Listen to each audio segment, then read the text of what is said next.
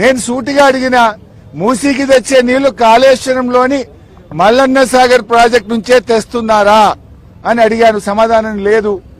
మూసీకి మేము వ్యతిరేకం కాదు, మూసీలో పేదల ఇండ్ల కూల్చివేతకు వ్యతిరేకం.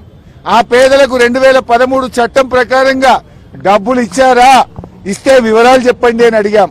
₹1 ఇవ్వలేదు.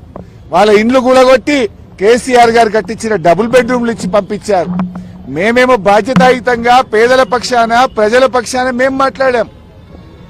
మేం మాట్లాడితే అడ్డగోలుగా ముఖ్యమంత్రి గారు మాట్లాడినరు. మూసీ ప్రక్షాళనకు నడుం బిగించిందే బీఆర్ఎస్. 32 ఎస్టీపీలు కట్టింది బీఆర్ఎస్. మరో 39 ఎస్టీపీలు కట్టడానికి అమృత్ ప్రాజెక్ట్ లో ప్రతిపాదనలు పంపిందే బీఆర్ఎస్. వాటి గురించి మేము మాట్లాడినాం.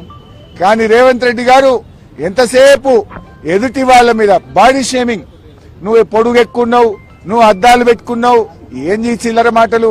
నువ్వు ముఖ్యమంత్రివా, ఏమన్నా స్ట్రీట్ రౌడీవా? స్ట్రీట్ రౌడీలు కూడా నీకంటే మంచిగా మాట్లాడతారు.